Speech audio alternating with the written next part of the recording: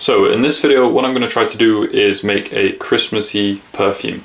Now, if you watched the video I did last week, which was about 5 different raw materials for Christmas, one of those raw materials was the Fir Balsam Absolute, which is a raw material that I really like, and it's something that I got fairly recently, but it's something that I haven't actually had a chance to make a perfume out of yet. So I thought maybe in this video we could make a little bit of a Christmassy perfume, maybe something a bit inspired by the smell of a Christmas tree, and see where we can get with that. Now, obviously this Fir Balsam Absolute is one of the raw materials which I put for sale over on the Fragrance Foundry. So as I was looking at the different things online, you've got all of these little artwork balls for the different raw materials, and you can think of those a little bit like bulbils, right, that you might want to decorate your Christmas tree with. So I was looking at these and I was thinking, why don't I challenge myself? I wonder if you could actually make a perfume just out of the raw materials on the Fragrance Foundry.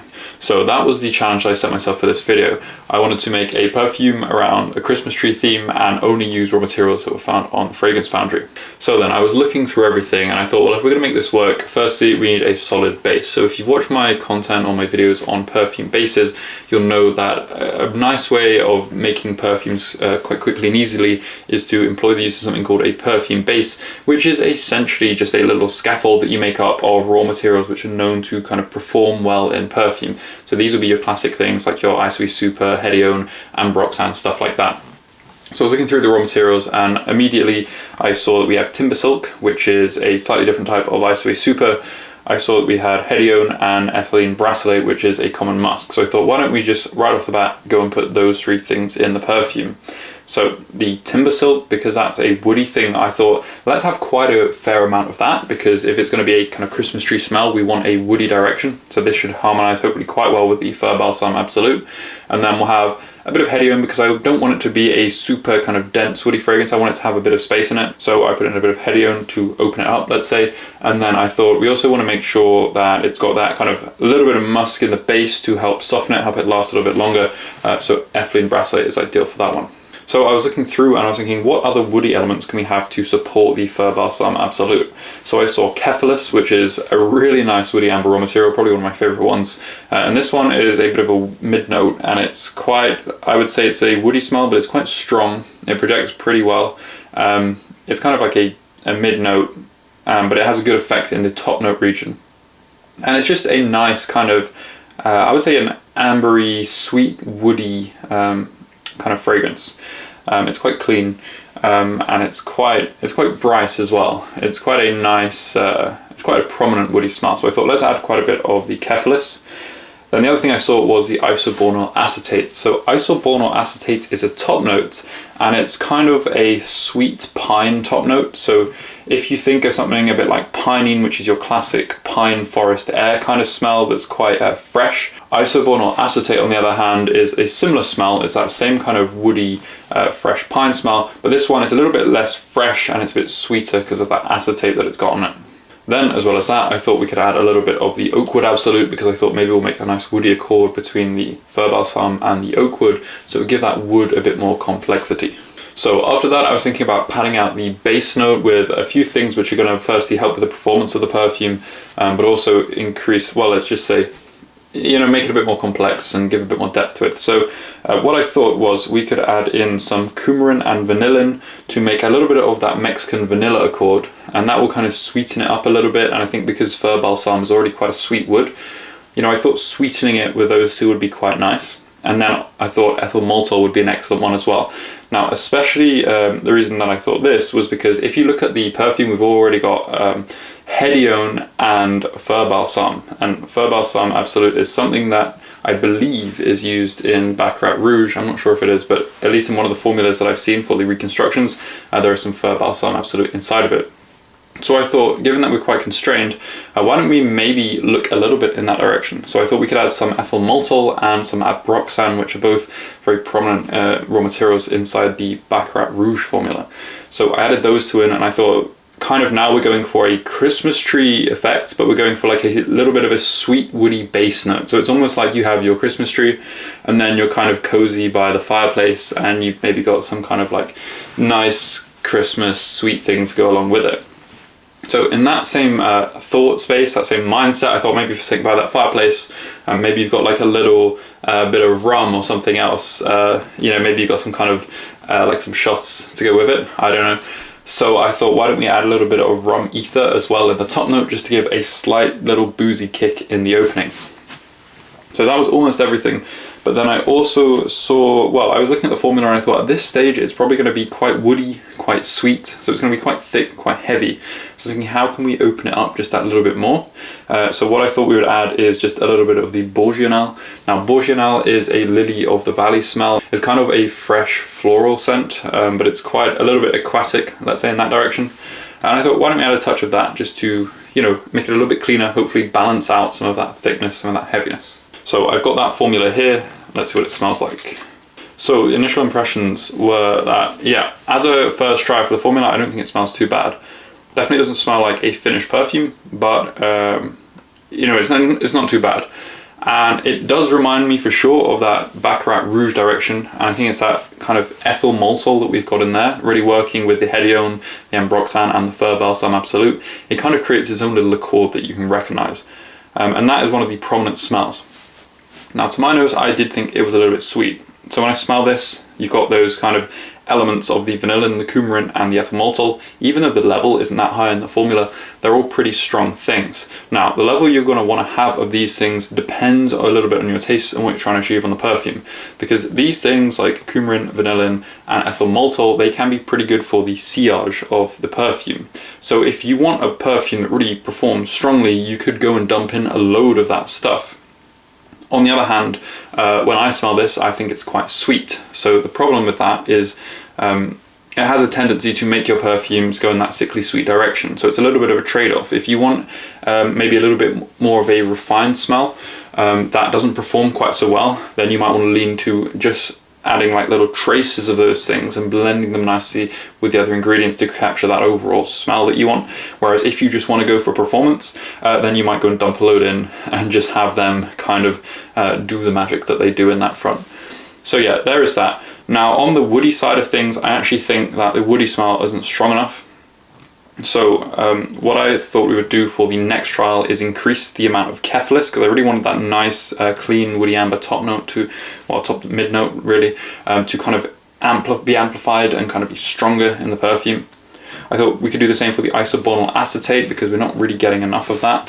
And the other thing is I thought we could add some cypress essential oil, because even though cypress is not the same as fir balsam tree, they are both conifers, so they both have a fairly similar relationship. They're not right next to each other, but they're, in the grand scheme of things in perfumery raw materials, they're still pretty similar. And it has a lot more of these woody top notes, more of the pinene, that kind of thing inside of it. So I thought adding that could really help make the Christmas tree effect a little bit more realistic. Aside from that, I thought we would reduce down the vanillin, the coumarin, and the ethyl maltol in order to reduce that sweetness that I was talking about before. And then finally, because it is a bit thick, a bit sweet, a bit heavy at the moment, I thought we could add some more things to, let's say, hopefully open it up a bit. So I thought, why don't we add some floral, which is, I would say, it's a lily of the valley kind of note, but it's one of those really fresh, transparent floral notes, which is a little bit similar to Hedione in the sense that often you can add it in quite large amounts and it can improve the overall effect of your fragrance without really giving it usually a specific smell. So that's one of the ones that I thought we would add. And then finally, I thought we would actually increase the rum in the top note because I didn't smell it that strongly. So I thought, why don't we just increase that and see what kind of effect it gives. Right, so here is the second trial. Now, when I went to smell this one, straight away, immediately, I thought it was a big improvement. And the reason for that is you can immediately smell the addition of that cypress essential oil that has really gone and blended with the Fur Balsam Absolute very nicely, and it's really created this lovely kind of Christmas tree effect. So on the opening of the perfume now, it actually does really kind of start to smell like a bit of a Christmas tree. Now, the one thing about the opening is I do kind of think that that rum ether we went a little bit too far on. Now that rum note is a bit too dominant, it's a bit too overpowering. So I thought, we'll do another blend where we go and reduce that down a little bit more. Now, another thing is when I let this start to dry down a little bit, I felt that while the woodiness was really nice in the opening, It was nice, you know, it was strong in the top note, but not so much in the mid note, and I really wanted to balance that out a little bit more. So what I decided to do was reduce down the isobornyl acetate that's using space in the top note, and actually go and increase quite massively the amount of timber silk that we have in the base note. So that really is forming the core of the perfume, and it's quite a big part of it now. So how I did this was I upped the pre-dilution I was using from 10 to 20%, and this essentially allowed me to have a greater overall concentration of timber silk inside the perfume without having to actually go and create more space for it in the formula. Essentially just made the whole perfume stronger by nature of adding more timber silk. So I decided to do that for the next formula, and I was also thinking that while some of the sweetness now was, you know, getting a bit weaker, and I thought maybe it was starting to impact the performance, so I thought maybe we could have a little bit of room to increase some of those things back again, for example the vanillin and the ethyl maltol. I did also think that it was missing something, because in the base note, especially with those things like the vanillin and the coumarin, is that Mexican vanilla accord, I call it. I don't know if that's the real name, but you can watch my video on that if you're interested. That kind of very, it's like a creamy, light vanilla sweetness. And for this perfume, I wanted it to be a little bit more darker, a little bit more woody. So I thought we're kind of missing something there in the base note. So what I did was I looked through the other raw materials, and then I kind of realized that labdanum was just the thing that this perfume needed. So for the next trial, I also went and added a little bit of labdanum. Finally, I decided to increase the levels of vanillin and ethyl maltol just a little bit to kind of just rebalance that sweetness we got in the base note. Not the coumarin though, because I felt that was giving it quite a creaminess, and while I did kind of like it, I didn't really want to make that effect any stronger. So here I've got the final version, which is trial number 3. So when I go and smell this, immediately the top note, just as before, I think the top note's pretty good on this. I like it, it's a nice kind of Christmassy smell, and now you've got the rum in here, which I think has been balanced fairly well. You can smell it, but it's not too strong. So I think overall the top note gives a pretty nice effect. It's like a rum by the Christmas tree kind of smell, and it does, yeah, a pretty good job with that. When it goes to dry down into the mid note, you notice it still does get a little bit less woody, but not so much anymore. Actually now there's quite a prominent woody cedar character, and I think a lot of that is a result of adding more timber silk. But we've got a nice kind of cedar woody part in the mid note, which mixes with the kind of toffee-like sweetness of the ethyl maltol in the base note, and it blends overall to make a fairly reasonable mid note. It's nothing, you know, spectacular, but it does work pretty well. And I also tested this on my skin yesterday, and I felt like it held up way better on the skin than the previous trials did before them. And then when it dries down into the base note, the good thing is it actually lasts quite a long time. It seemed to last for hours, something like at least 6 to 8 hours on the skin. So it performed pretty well. And then in the base note itself, you still have some of that cedar character, and you have some kind of toffee sweetness coming through from the ethyl maltol as well. You have a little bit of that musk from the ethylene brassylate, and all of those things blend together fairly well. They're fine. You know, it's not like the best base note ever, but I also don't think it's terrible. And I do think it's one of those perfumes where the balance, particularly between the ethyl maltol and the coumarin, and the levels of those things you want to use, are going to depend quite a lot on your tastes and exactly how you want the perfume to be. So overall, I actually felt this perfume was fairly successful. Like, I feel like you could use this as a perfume. Would I say it's the best perfume ever? Probably not. However, if you're, you know, if you want a starting point for a Christmas tree fragrance, you know what, it's not too bad. Honestly, it's pretty reasonable. Like, if you're having trouble making perfume and you haven't ever managed to make a perfume that you felt was like kind of, you know, a tool good, you know, you could try the formula for this, and I think it's fine. Like, it's all right. You know, it's kind of like somewhere in the middle. So definitely a decent starting point to continue working on if you're interested in a Christmas tree fragrance, that kind of thing. You never know, maybe I will pick this up at some point in the future. Now, what I was thinking in terms of future direction and improvements was, personally, I would probably want to go in a bit of a darker direction with this. So I'd probably maybe actually consider removing the coumarin and some of that sweetness, and actually trading it for something like a vetiver, something, you know, like a darker kind of woody note, that kind of thing. Maybe a leathery note could be good.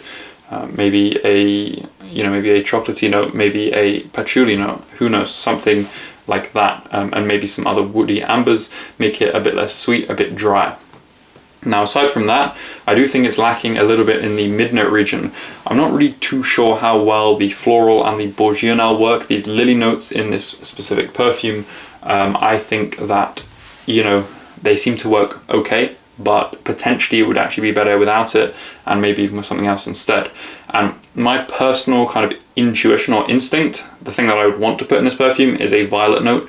I think that could work really well. There is one raw material in particular called boronal, and I covered that in my autumn video last year, but essentially that was a violety kind of iron-like smell, but it also had quite strong woody and toffee facets, which I think would slot perfectly into this perfume with the fir balsam, the other woody notes, and then of course that toffee-like note of the ethyl maltol.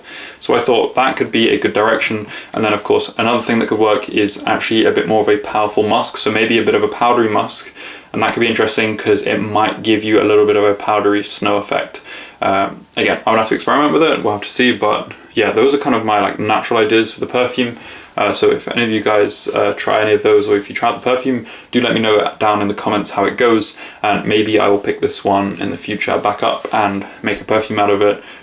Maybe I won't, so we'll see how that goes. Anyway, I hope you enjoyed this video. I hope you enjoyed going through the Christmas perfume with me. I hope it gave you a bit of inspiration and, you know, just enjoyed the process of making a perfume and exactly why I did the things that I did.